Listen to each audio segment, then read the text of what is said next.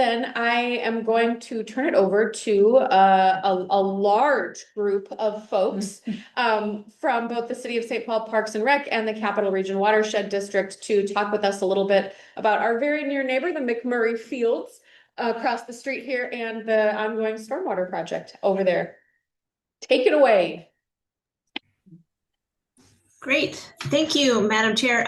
Let's see, Shavek, Nate is going to share his screen. Okay, there we go. Perfect.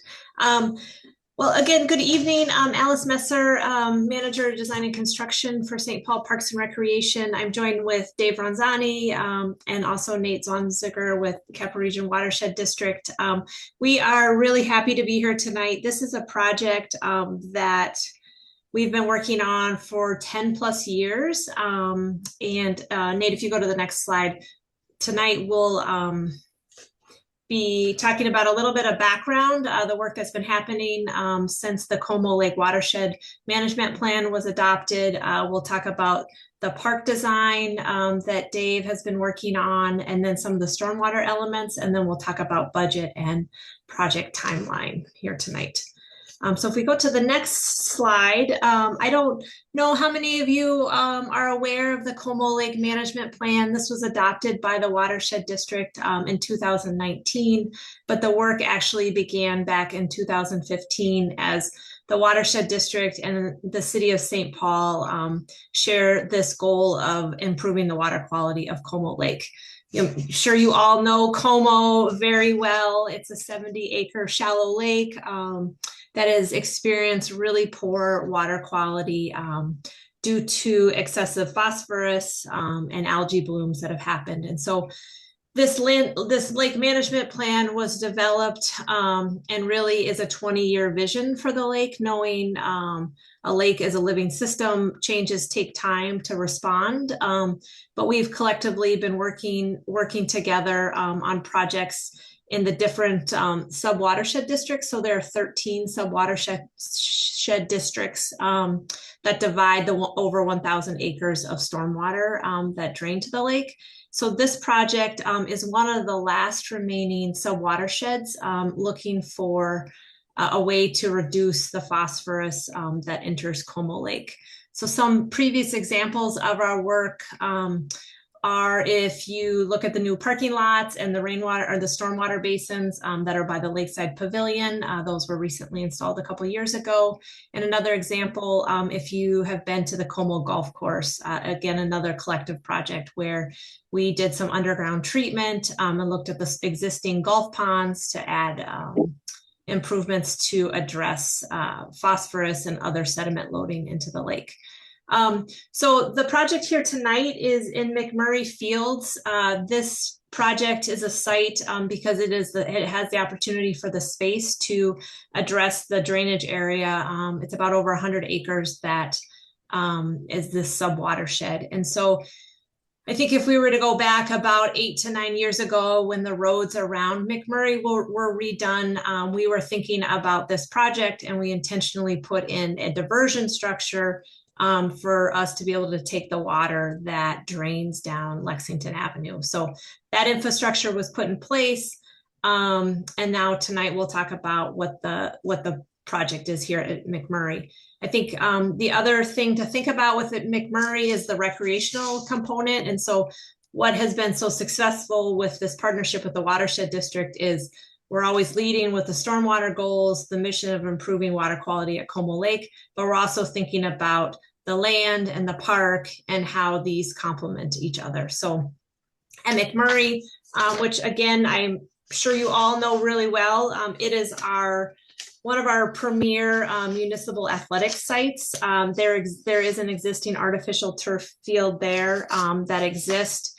It has about 72 youth teams that use the field. There's 39 flag football teams, and we have also different lacrosse clinics that happen. We're going to be talking tonight about the softball field. So those are the grass fields that in the winter have about 46 broomball teams that practice there or that use that space. And then about 20 teams play adult softball. So recreation trends change with time. And as we started to look at this project, we re-engaged our recreation municipal athletic staff and said, what do you see as kind of the best use of the land to support municipal athletics? And so when we transition slides to talk about the park design, what you'll see is additional artificial turf fields with the goal of being able to support recreational use, having this be kind of the premier athletic field space, and really being able to support teams. We're under capacity as we look at our own programming, as we look at St. Paul Public Schools and other partners that we program with. We have also thinking about the big events that happen, the Hmong Freedom Fest and other big tournaments that can happen on the space with that. So with that, I will turn it over to Dave to go through the park design, and then Nate will talk about the stormwater aspects, and then we have time for questions at the end, but I think some graphics will help with that. So with that, Dave, I'll turn it to you.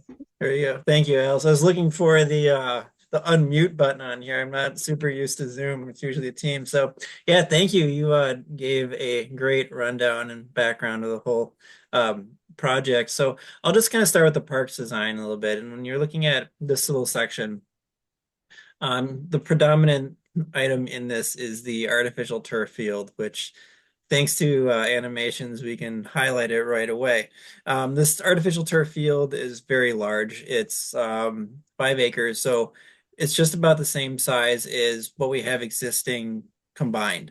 So it'll open up a lot of opportunities for programming, as Alice mentioned, and then also be able to extend that programming as well throughout the year. Another one of the items that we have is we opened the area for additional parking. The additional parking, that idea was, well, if we're going to add, this large athletic complex, like where could we add some parking in the future that could help support the field if we just don't have enough after the construction of this? So that's kind of the thinking behind that. It's kind of nestled behind that little arm by Como pool there. And then the next item for the landscape civic part is the restroom and storage building. The people that use McMurray Fields, they really don't have anywhere other than porta potties to use restrooms.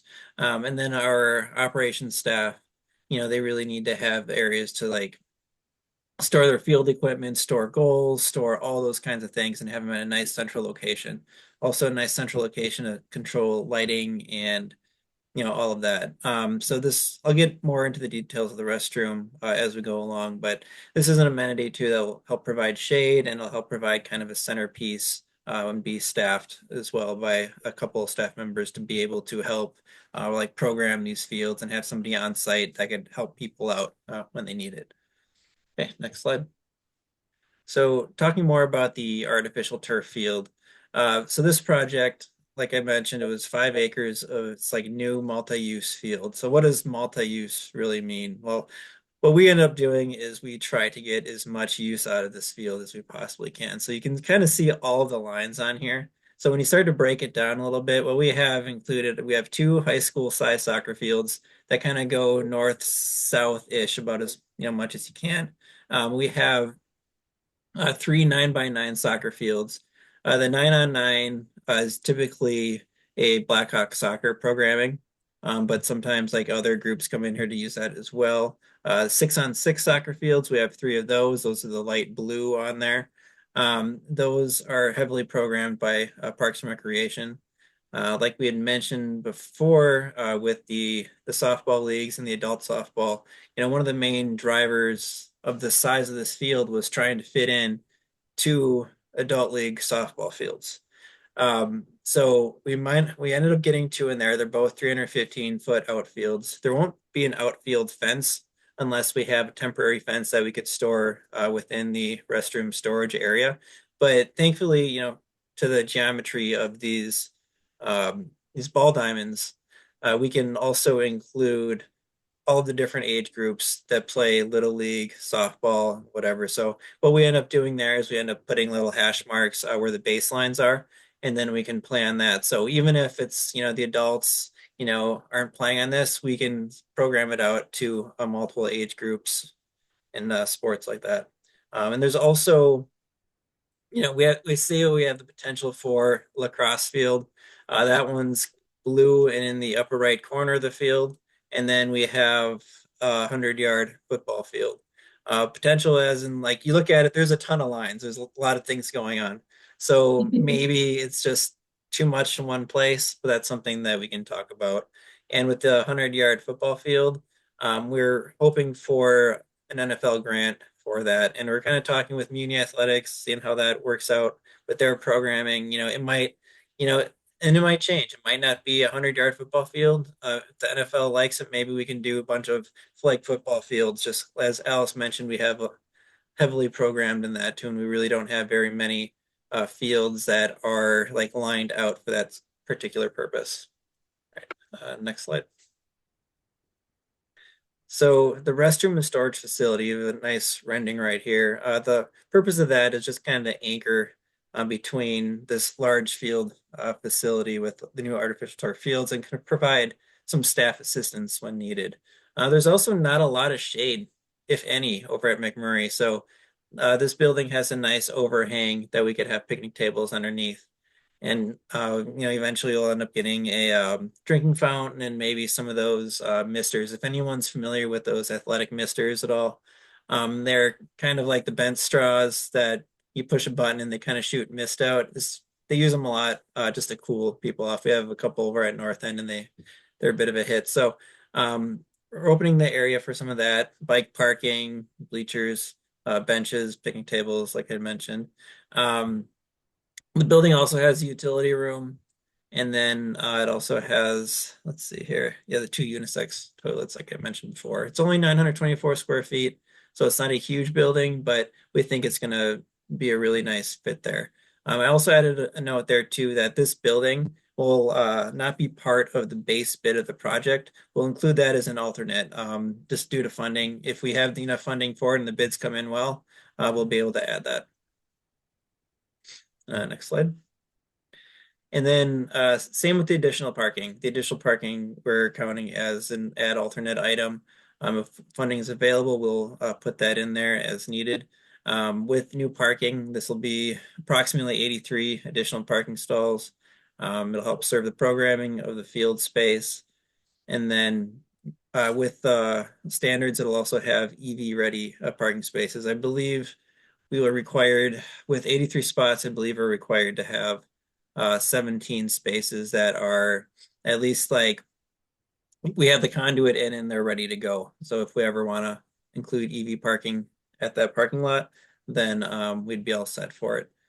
Also, you can see in this graphic here, we have the existing parking. It's kind of the darker parking area.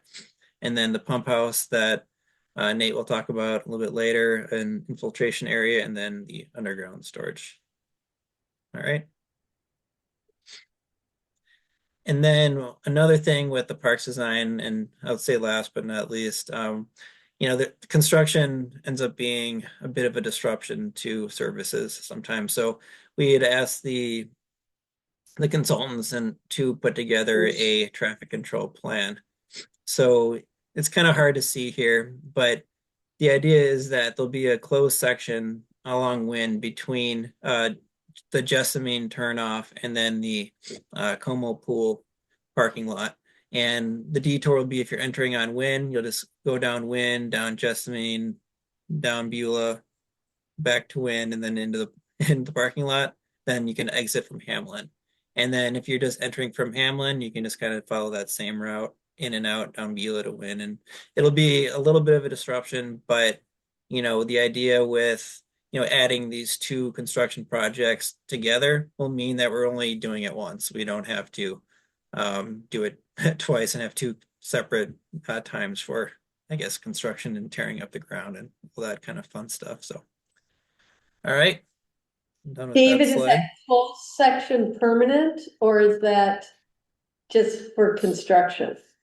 That's just for construction. It'll only be closed during like the major construction part. So when we're doing utility crossings, across the road there, or earthwork, and we're installing the chambers. So that'll be opened right back up as soon as construction's over, or actually as soon as that major construction is over. So it'll only be a temporary closure. Thank you. Yep.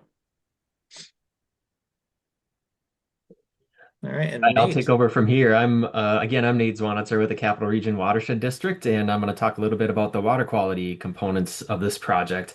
As Alice mentioned, this drainage area that goes by McMurray Fields is one of the few remaining areas around Como Lake where we don't have much stormwater management or water quality improvements to benefit Como Lake.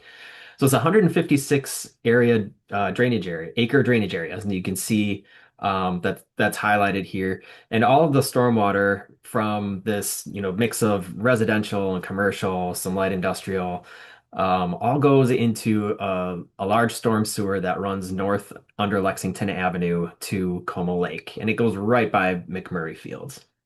There's about 12 acres in here that already has some treatment, but they're really kind of small pockets of areas where projects went in that required a permit from our organization, which required them to put in stormwater management. But there's nothing in place to kind of treat the area as a whole.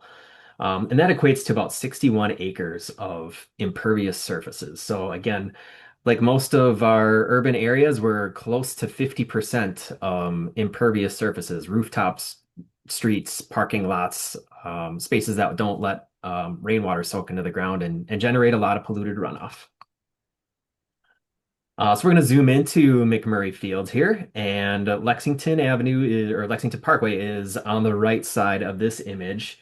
Alice also mentioned that about 10 years ago, we installed a diversion structure when the road work was being done, because we knew about this project opportunity, but we were just waiting for the timing to be right, working with parks to do all this work at once. But it was a good time to get the diversion structure in place. So as water is going through the storm sewer north on Lexington Avenue, it's going to hit that diversion structure and go into a large underground chamber. Now I've got a note on here that it's 3.6 acre feet. Now, when you're a stormwater nerd like me and you're working in really big volumes of water, we measure them in acre feet. So 3.6 acre feet is if you imagined 3.6 acres with 1 foot of water on it. That's the amount of water that we're talking about there. It's about 1.2 million gallons that will flow into this underground storage system. And that'll be probably 10, 20 feet below the surface. From there, we'll be installing a pump house that David mentioned. And we'll be using that pump house to move that water from the storage tank to different areas around McMurray Fields. That includes a few different surface basins where we can get infiltration. 2 of them are existing. This infiltration area, if you can see my cursor here and here, these are existing depressions that we are pretty confident have really good infiltration rates, good vegetation that'll help with soaking up some of that water and helping it soak into the ground as well. So we plan to pump water to those areas as well as a new basin, right potentially by the new parking lot. And between those storage areas, we get another 1.21 acre feet. Additionally, we're looking at some storage below ground under the new artificial turf field. This would be like a rock storage area that we would pump water to through that pump house that gives another 0.78 acre feet of storage. And we're adding all these up because one of our key goals for our watershed and for particular Como Lake is to capture what's called the 1.1 inch rainfall event. So in Minnesota, about 90% of our storms or rainfalls are 1.1 inches or less. So if we can capture a 1.1 inch rainfall, we're going to capture 90% of the annual volume of runoff. And that works out for us is also about 90% of the pollution, like sediment and phosphorus. So if we can hit that target, we're really doing a lot to benefit Como Lake and our local water resources. And for that 156 acre drainage area, it's 5.6 acre feet of water is our 1.1 inch goal. And if we can construct all of these different pieces and components and pump to them during a rainfall, then we can get to that 1.1 inch goal of about 5.6 acre feet. So I want to highlight again the underground rock storage system. That's this shape right here under the athletic field. It's kind of a weird shape because the soils in this area aren't super great.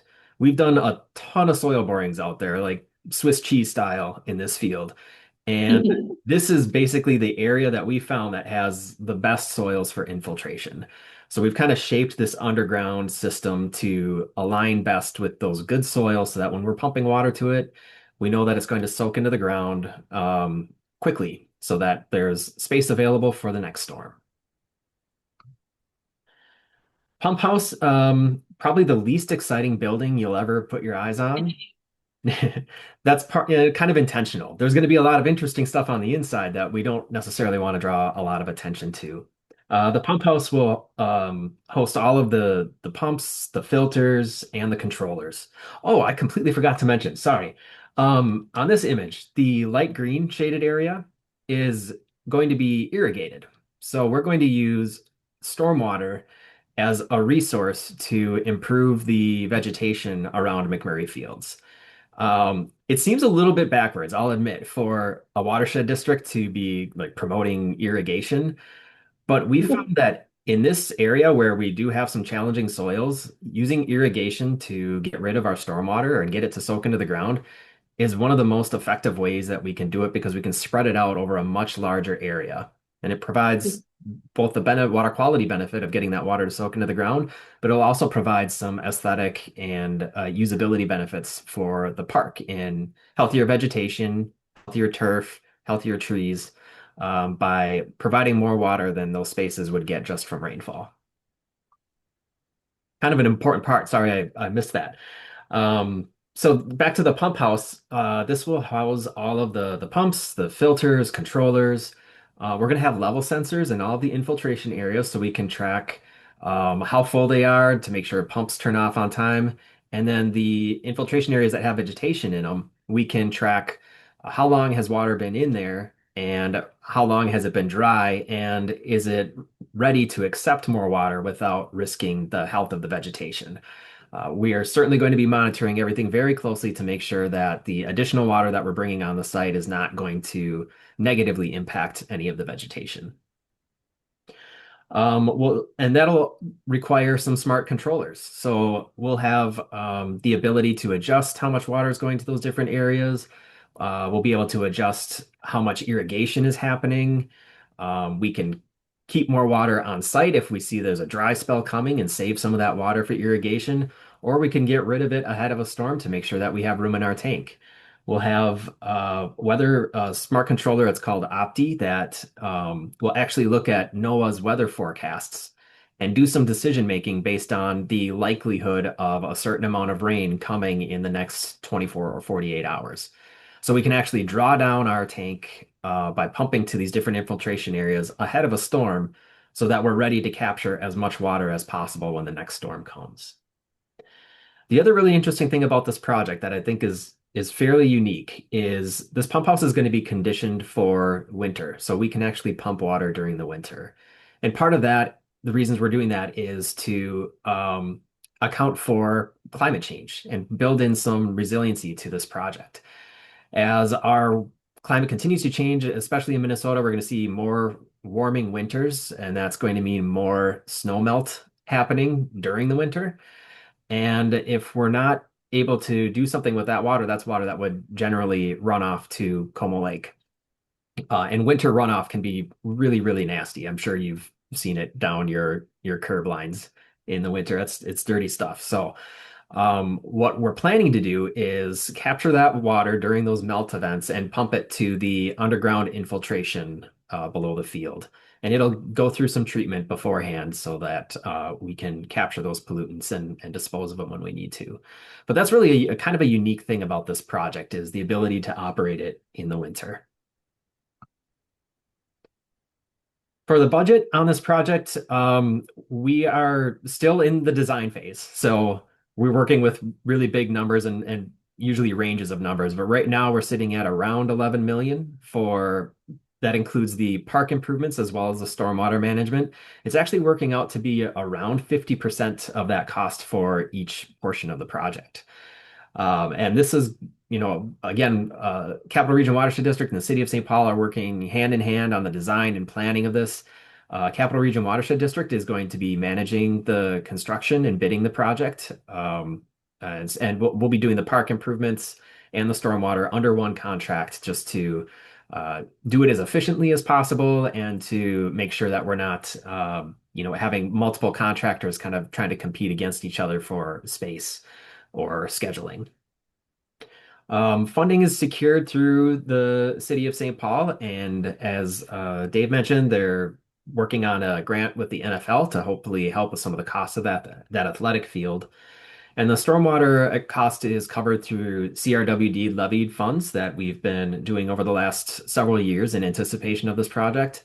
We were also successful in securing a $950,000 grant through the Board of Water and Soil Resources, as well as a $2 million grant through the Minnesota Pollution Control Agency. So we were able to leverage a lot of funds that are not strictly coming directly from our watershed district. So great benefits to the project there. And all told, this is, going to be a really big step for us in terms of meeting our goals for watershed pollution reduction for Como Lake. As I said, we're still kind of working through the design process, but we're estimating that we'll get over 50 pounds of phosphorus per year captured in this project, which is a huge amount for one of these types of projects. We usually say a pound of phosphorus can generate about 5,000 pounds of algae. So getting 50 pounds or more of phosphorus is really going to be a big benefit to Como Lake. I'll hand it back over to Alice to talk about timeline. Thanks, Dave and Nate. And so just to add on the funding piece, as Nate mentioned, the grants that they were successful in getting from the MPCA and Bowser, that really was the impetus for the city to think, okay, the watershed has secured this funding. We're going to be disrupting the ground and putting this infrastructure in. What is the city thinking like the park amenity should be?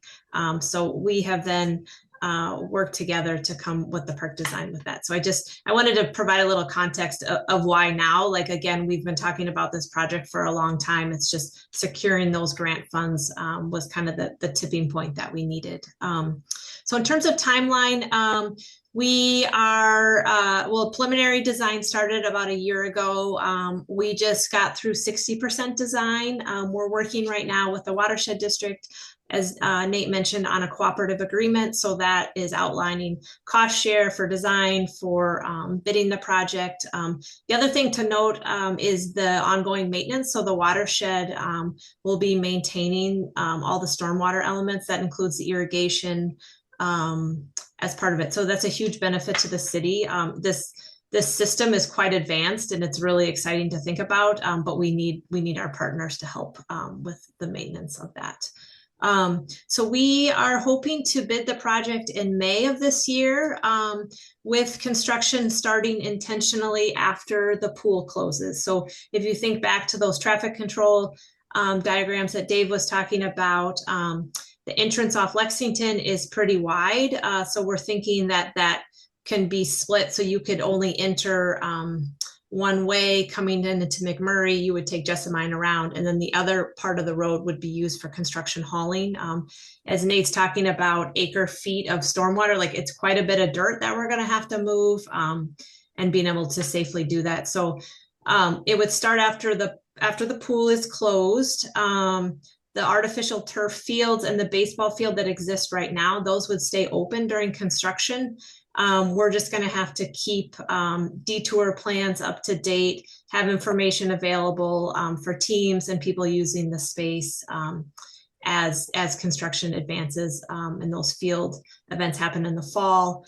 And then, it's always hard to know how construction is going to go, but right now the timeline is to be done summer of 2027. So the other thing we have been thinking about is the Hmong Freedom Festival. That happens around 4th of July each year. So this year, 2026, that will not be impacted. We are not quite sure yet about 2027. And we have been talking to the group about that. They have been aware of this construction project. It's just a little bit tight to know like what kind of weather we're going to have and if the site will be established for that event in 2027. So we are working on a website and we'll be sure to share that with District 10 so everyone can stay informed and it can be a guide to go for traffic control and project updates along that. But I think our last slide is just time for questions and just wanted to leave some contact information as well.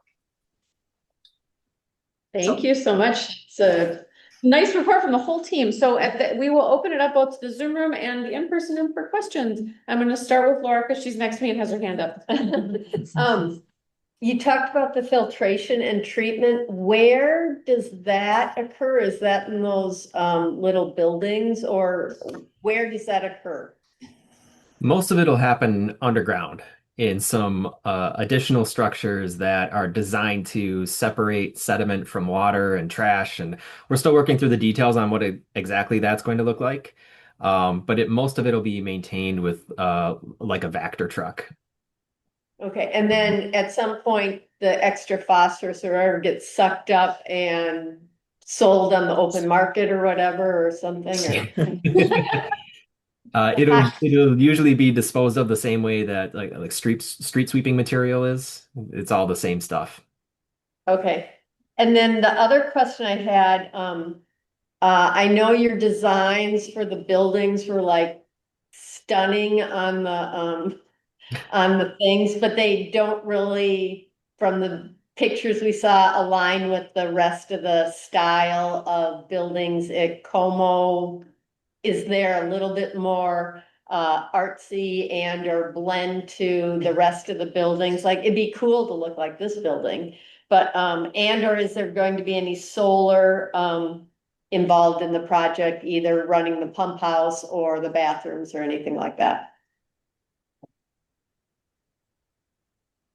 Those are great I can questions. talk about, Yeah, Dave, you want to talk about the B3 sustainability? I was gonna just mention like, so the building designs for both pump house and the restroom, they're both they don't look like the buildings that you like the older buildings around Como. What we did, since it was in such proximity to Como Pool, so we try to take a bunch of design cues off of there. So use the same type of materials, same kind of colors, that kind of thing. So they all kind of look like one, I don't want to say campus, but they're all kind of together in that little area. So that was the thinking on that one. And then the pump house being like an all season heated structure, and then the restroom will be a seasonal building, but they both have to go through B3 sustainable guidelines. So there's a whole bunch of I guess guidelines, so to speak, that we need to meet to make sure both buildings are all sustainable, environmentally friendly. I don't believe there's any solar in either one of them, but they're kind of the small building size, so they don't have the same restrictions as like the larger ones do. Like it's your like community centers like North End. So it is all involved with that and environmentally friendly, and we're working hard on that. Great, thanks. I guess one last question, I'll be quiet. Is there any fan seating for observers or sports fan, sitting around watching all their games? Is there any of that included in it? Yeah, we have a bleacher pad that's about, so I'll just say that like when you have a field that large, we're typically we don't have every field going and programmed at the same time.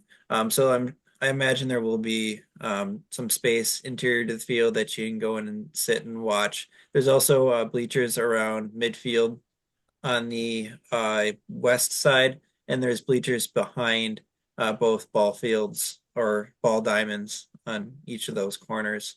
One of the things with like the McMurray Field, like the the existing fields is there's not a whole lot of seating. I think a lot of people are able to sit on the periphery, bring chairs, and then we have the nice hill over there. So we'll see how it goes with that. But it's it's really tough when you have 5 acres of continuous field to really put permanent structures within that space.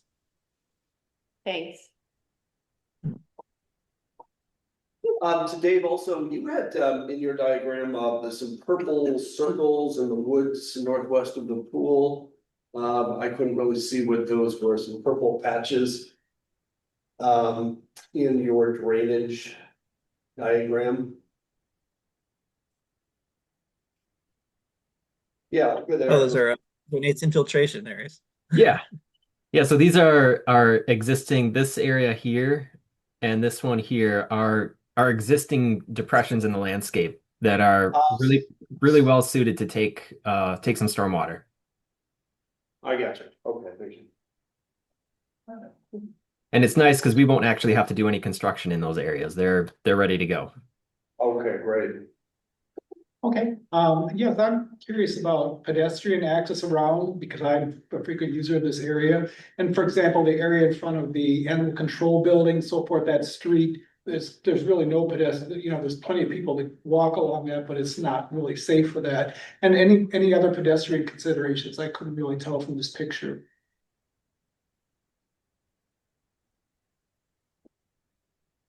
Dave, do we have a better graphic that shows the trail connections? Yeah, if you go to, let's see, I think it's page 5. I think that's the most changes for the trail.